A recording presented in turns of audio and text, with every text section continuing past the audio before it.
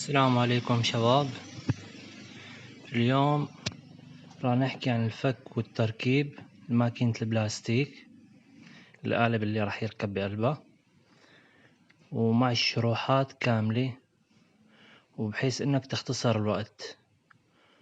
وبحب اوجه لكم الكلمتين انه بدك تطور عملك كعامل، اشتغل بصدق وحسن من الانتاج، عدل قد ما فيك انك باستطاعتك عدل بالقالب او بالماكينة، وهذا الشي بعود لإلك. كل ما تطور عملك كل ما تحسن دخلك او المعاش. فالمهم انا الفيديوهات اللي عم حطها عملت تغيرات وفرقت معي. يعني دخلت على الشركة كان في موجود 40 قالب، الحمد لله هلا عدد خيالي بالنسبة للقوالب. وبعض الشركات عدلت فيها بالنسبة للمي، وإن شاء الله كل فيديو راح أحط لكم شرح مفصل. وهذا الفيديو راح أشرح لكم عن المواد والماكينة بالكامل والتركيب. طريقة تحضير المواد راح نحكي عنها. المحضرة في إلها مثل ما حكينا عيارات معينة كل مادة.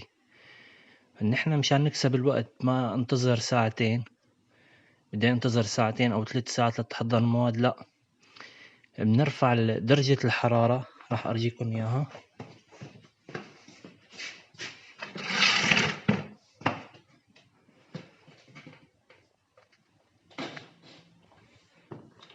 هاي المحضرة شباب، وهاي الليستة المسجلة مشان المواد. كل مادة إلى درجة حرارة، تمام. أنا عندي ABS من 80 ل85 حسب الشركة اللي مصنعة للمواد. مواد تجي طرية، مواد قاسية، يعني فيني أرفع 90 100 درجة، تمام. 100 درجة فيني أرفعها بالنسبة للمحضرة. مثل ما نكون شايفين بارح كنت حاطة 150 للمادة النايلون آلتي، هي مطلوبة 120 وتنتظر 3 ساعات. لا، عن ساعة واحدة كانت محضرة المواد، بس رفعت درجة المواد الحرارة بحيث انها بدك تنتبه ما تدوب المواد تعلق هون بالمحضرة، تمام.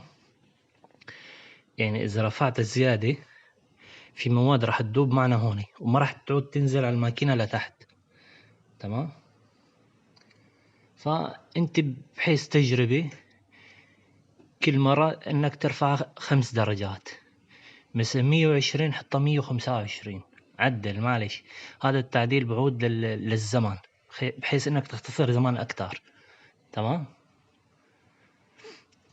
وبالنسبة للوقت مثلا انتهى الدوام قبل ب5 دقايق بحيث انك تعبي المحضرة تكون جاهزة. من اجينا الصبح شغلنا اثناء الفك والتركيب تكون المواد تحضرت، بتكون درجة الحرارة للسخانات الموجودة هون موجود عنا تقريبا 10 سخانات، راح ارجيكم اياها. كل سخان بكون موجود بهالشكل وبهالشكل، وبيجوا لهون حجم اكبر مثل ما نكون شايفين. هذا حجم اكبر، تمام. يعني فترة الزمن اللي عم نفك ونركب فيه القالب تكون ارتفعت حرارة السخانات، تمام. بتكون حضرت المواد، بس بدك تعدل انك ترفع درجة الحرارة المحضرة 5 درجات. وبالمي بنعدل كمان. المي في فيديو لحاله ان شاء الله بدي اشرح لكم عنه، عن التبريد للقالب والماكينة.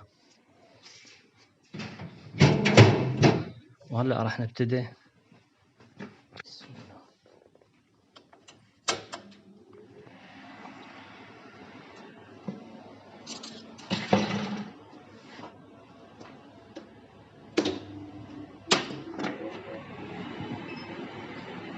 هاي مثل ما نكون شايفين شباب، هاي المحضرة شغلناها. هلأ راح نشغل السخانات وان شاء الله راح ارجيكم اني شغلت. يعني لو طول الفيديو معلش تابعوني للاخير. راح اشرح لكم طريقة الفك والتركيب والسبب انك تفتح مثلا القالب، مثلا تفتحه 2 مللي. ليش؟ راح ارجيك السبب ليش. هاي السخانات مثل ما انكم شايفين شباب، يعني 10 درجات كتير بدها وقت، يعني نص ساعة 30 دقيقة تكون ارتفعت درجة الحرارة ان شاء الله، صارت الحرارة المطلوبة اللي هي 250 درجة، 240 235. خلنا نبتدي. تمام. هاي شغلنا المحرك.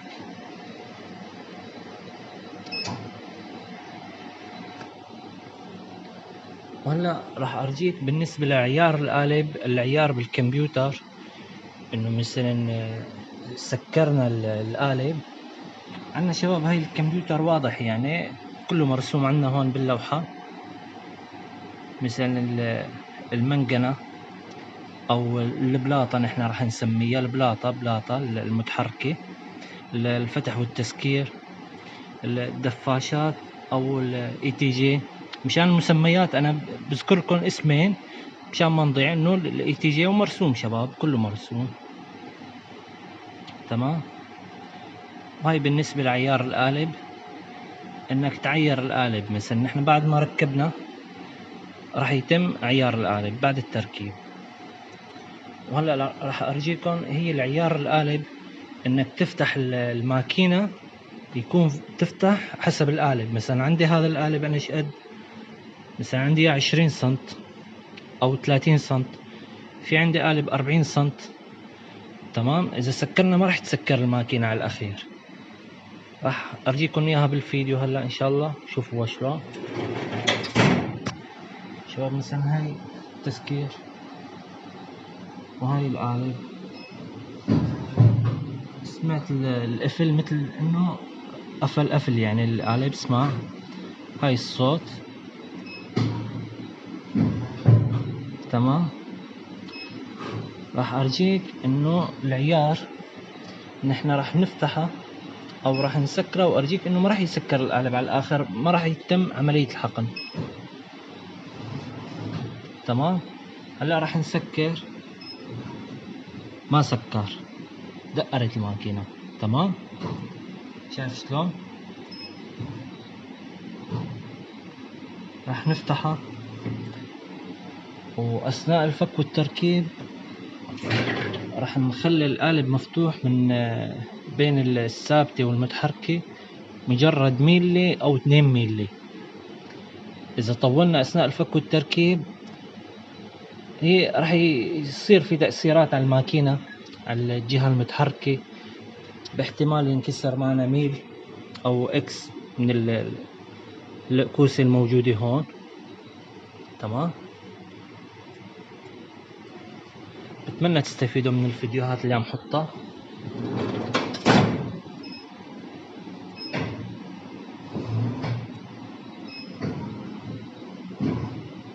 ما سكرت، بدي ارجع افتح العيار.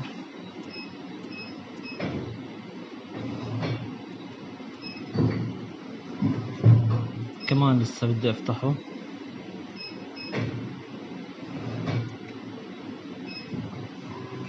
تمام. ومثل ما حكيتكم شباب، بالنسبة للأمان لإلك، بحيث إنه ما يوقع القالب منك أثناء الرفع والتنزيل. اللي ما شاف الفيديوهات الماضية وهذا الفيديو اللي شافه راح أشرح لكم عنها. هاي الحلقة اللي راح نرفع فيها القالب. الحلقة راكبة على الجهة المتحركة، الجهة الثابتة ما ليها شيء. فنحن أثناء الرفع والتركيب أو الفك يمكن تعلق هاي الجهة يوقع معنا القالب. تمام. فنحن مشان ما نوقع بالخطر هذا، تيل مثل ما نكون شايفين، تيل او سيخ تربيط، راح نثبته هون ونثبته بالجهة الثانية. وبالنسبة للتيل هذا اللي حطيناه، هي الأساسي بيجي قفل. القفل يربط بين الجهة الثابتة والجهة المتحركة. تفضلوا شوفوا معي. هاي شباب هذا القفل. تمام.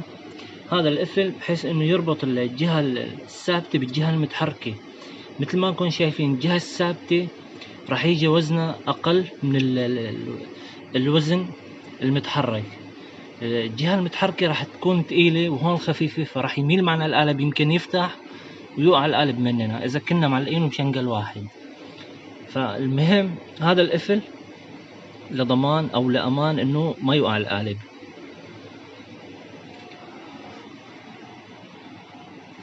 لحد هون بكون انتهيت شرح من البداية، وتابعوني، وأثناء التركيب هلأ إن شاء الله كمان في شرح راح نحكي عنه.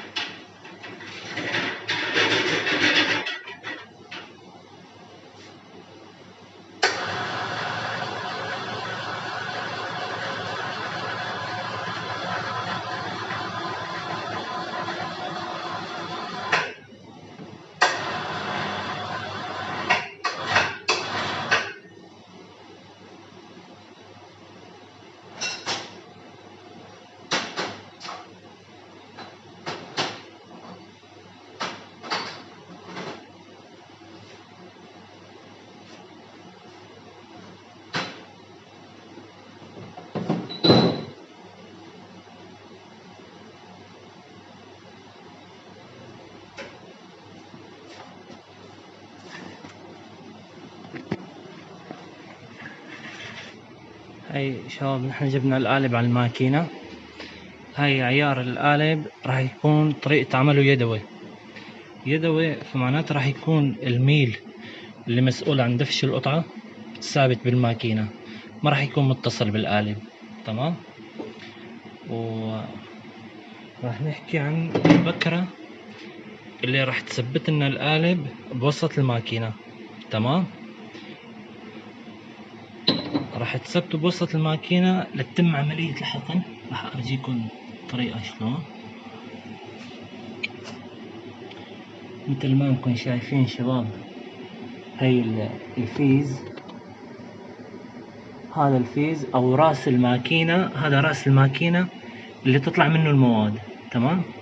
هذا راس الماكينة تطلع منه المواد، راح تيجي بالثقب اللي موجود هون بالقالب مثل ما انكم شايفين، يعني 2 ميلي او اقل اكتر شوي. تمام. يعني هذا الثقب بده يجي على الثقب اللي يطلع منه المواد لتتم عملية الحقن. وهي البكرة، هاي البكرة اللي راح نثبتها هون. تمام. هاي البكرة راح نثبتها هون لا يجي القالب بوسط الماكينة مثل ما انكم شايفين. هاي البكرة كبيرة، يعني مجرد كبيرة مثلا 2 ميلي ما راح يتم عملية الحقن. راح تكون البكرة تيجي على قد المدخل تبع القالب. راح نجرب بكرة تاني مثل ما انكم شايفين. هاي البكرة التانية. تمام. اجت ركبت حصر معنا، وتكون الطرف الداير تبع البكرة على قد الفتحة الموجودة على الماكينة. تمام. يعني اذا كانت اصغر او اكبر ما راح يمشي حال معنا. يعني مثلا عندنا هاي البكرة، هاي البكرة اكيد صغيرة. شايفين شباب، هاي البكرة ما راح يجي القالب بوسط الماكينة، راح يجي لفوق او لتحت، ما راح نقدر نعيره الا تكون موجودة البكرة اللي تثبت القالب بنص الماكينة مثل ما انكم شايفين. هيك حاليا اجت البكرة على قد الفتحة. تمام. تابعوني للأخير شباب.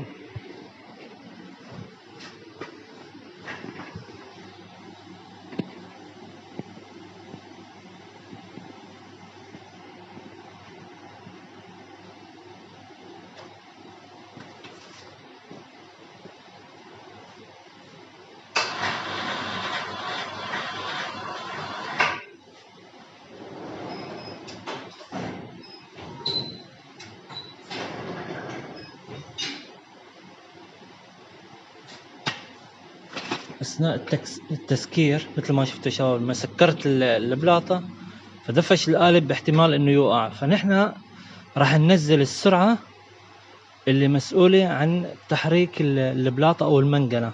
تمام. راح نسكرها او نخفف السرعة لحتى تسكر معنا شوي شوي بحيث انه ما يخبط القالب يوقع مننا.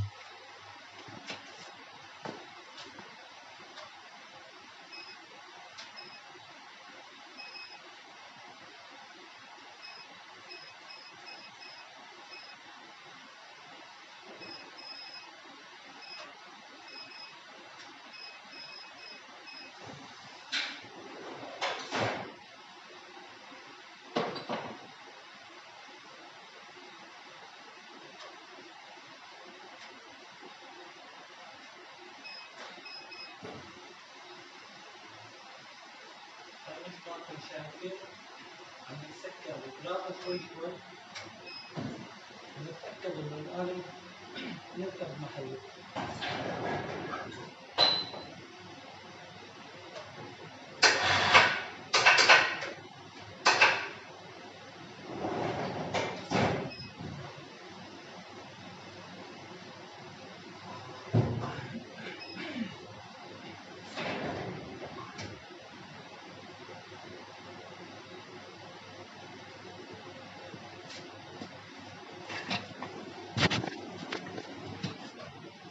مثل ما انكم شايفين شباب، نحن بعد ما حطينا القالب بنص الماكينة وسكرنا فالقالب ما ركب آخر مسافة، يعني مثلا فتحنا البلاطة مثلا، تمام.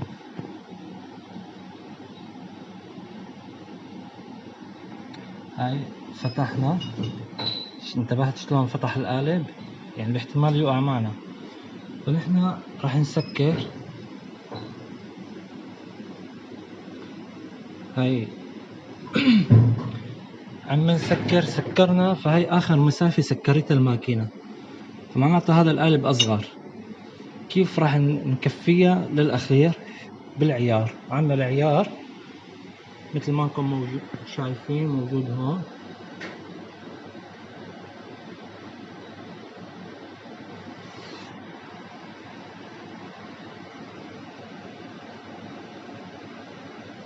هاي الفتح وهاي للتسكير. راح نعير.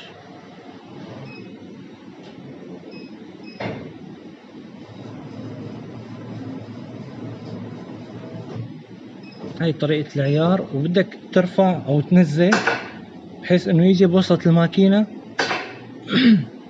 وبعد المنة راح نركب الملازم بهذا الشكل، بهذا الشكل مثل ما انكم شايفين، بحيث انها تركب على الحرف، الحرف اللي موجود هون.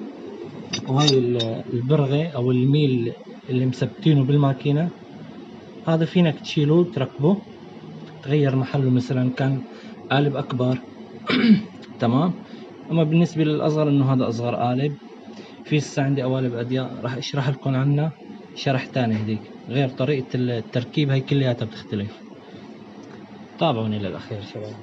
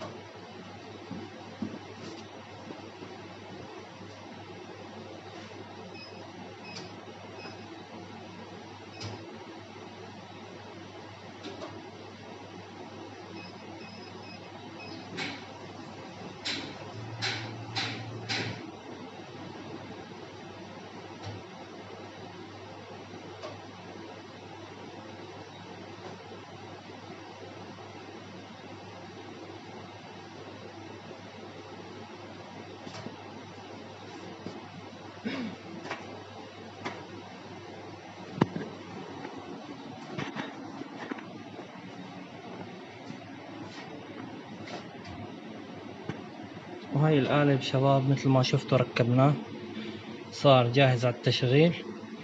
وبالنسبة للمي وبالنسبة للوقت 2 سوا، بحيث انك تترك المواسير ثابتة على القالب لتختصر تقريبا قريب 20 أو 15 دقيقة أثناء فكهم وتركيبهم.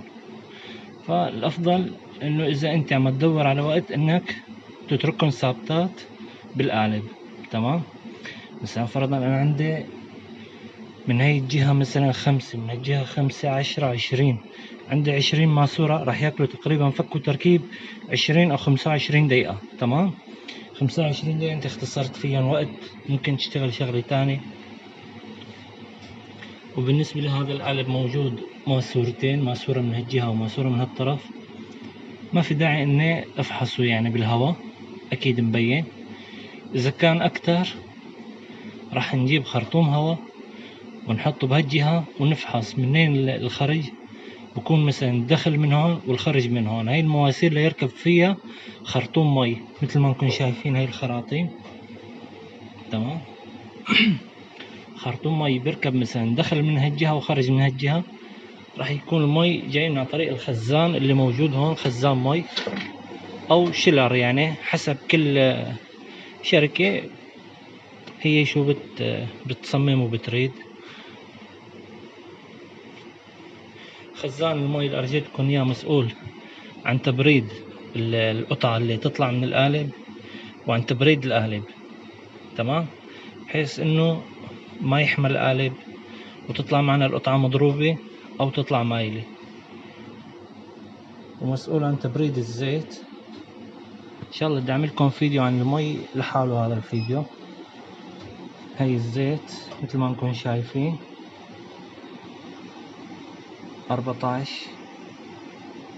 الزيت شباب، الزيت اهم شيء بقول لك، الزيت يعني الزيت للماكينة، خزان الزيت اللي موجود داخل خزان الماكينة مثل ما نكون شايفين ما يتخطى 30 او 35 درجة.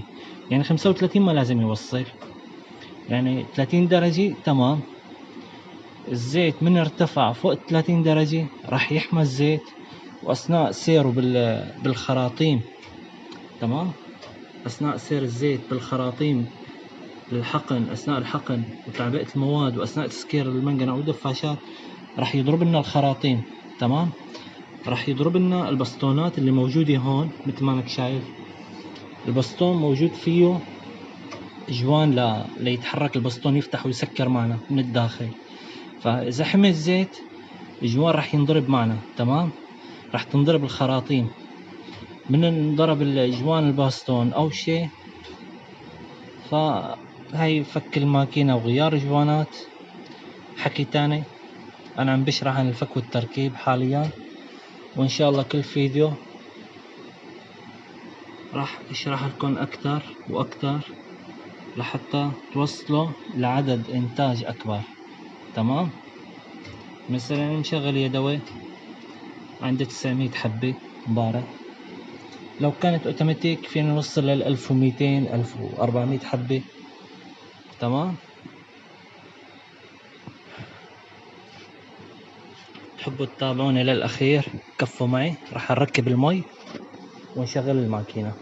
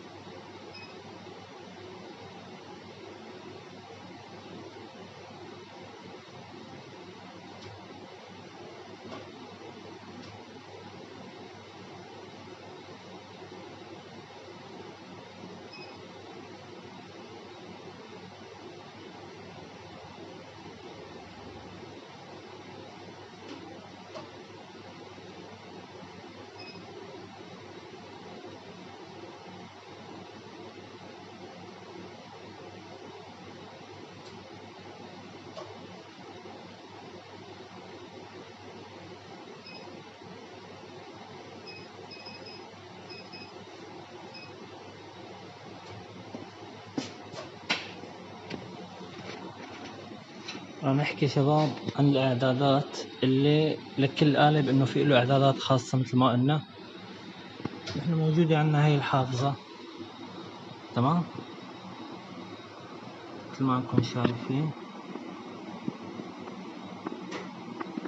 كل قالب مثلا وله الإعدادات التامة. من حطينا الاسم راح تنزل كافة الإعدادات بالنسبة للإي تي جي أو الدفاش، بالنسبة للمنقنة، بالنسبة للمواد، بالنسبة للحقن.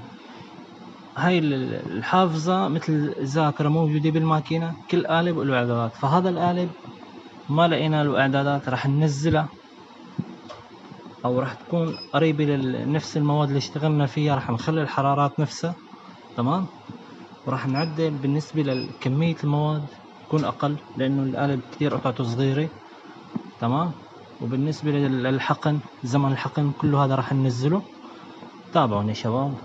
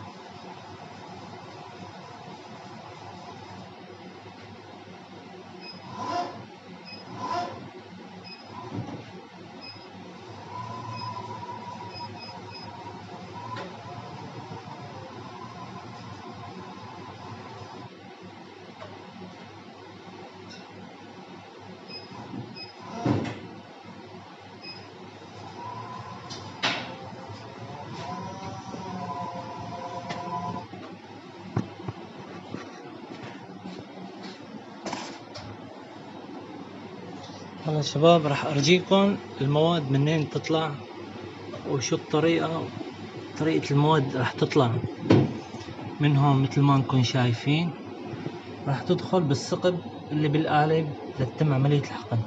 هذا الدخان من المواد شباب، مواد كتير سخنة، 250 درجة. تفرج يا اخي، المواد يعني لسه ما اخذت الوقت الكافي للتحضير، فنحن يمكن ننتظر ربع ساعة او ثلث ساعة لتحضير المواد.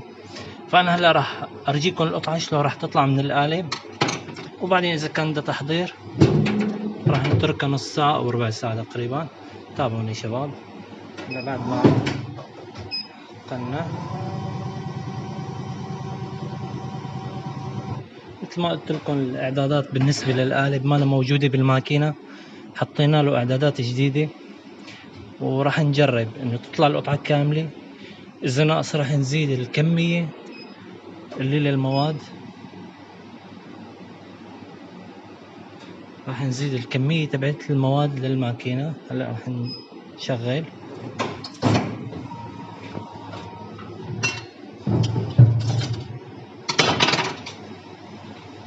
مثل ما انكم شايفين تمام.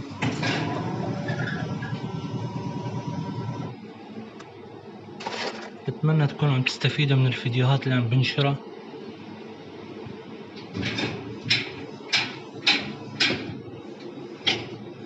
هاي القطعة اللي طلعت معنا ناقصة تقريبا، راح نضيف لها مواد.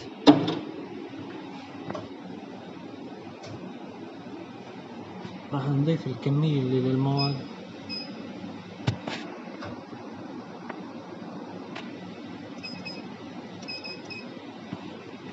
الكمية العيار بالنسبة للكمية مثل ما مسجل شباب ميلي يعني مثلا عبينا 22 ميلي او 30 ميلي. الغرام لا غلط، اللي بقول لك انه مثلا انه تعباية الماكينة بالغرام، لا بالميلي. مثلا هاي الماكينة عبت 2 ميلي تمام، ممكن يطلعوا مثلا 200 جرام. عبيت مثلا 20 ميلي ممكن يطلعوا كيلو، حسب حجم الماكينة. او نعم، من حجم ماكينة لحجم ماكينة بيختلف الوزن للمواد، ولكن هي المسافة نفسها بس بيختلف الوزن إذا كان حجم الماكينة أكبر.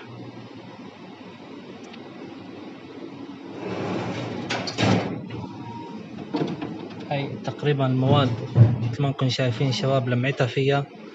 وبالنسبة لتحضير المواد بتوقع انه اكتفت، اخذت الزمن اللازم.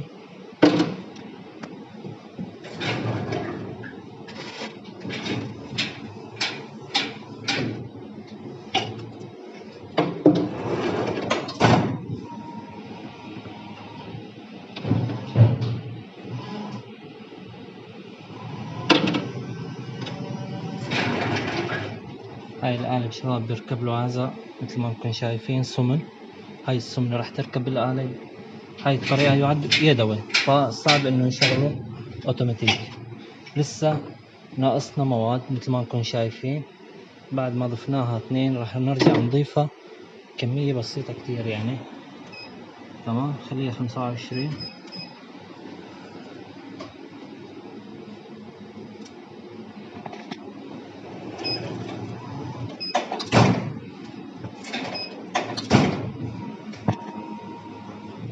آلية الماكينة شباب المنقنة أو البلاطة هاي ما راح تتسكر إلا لتسكر القالب. هاي التصميم والسيستم للماكينة بالنسبة للأمان، بحيث إنك ما تضرب إيدك وإنتي عم تسكر. تمام. أما بالفتح مثل ما انكم شايفين مفتوح الباب، تفتح الماكينة عادي.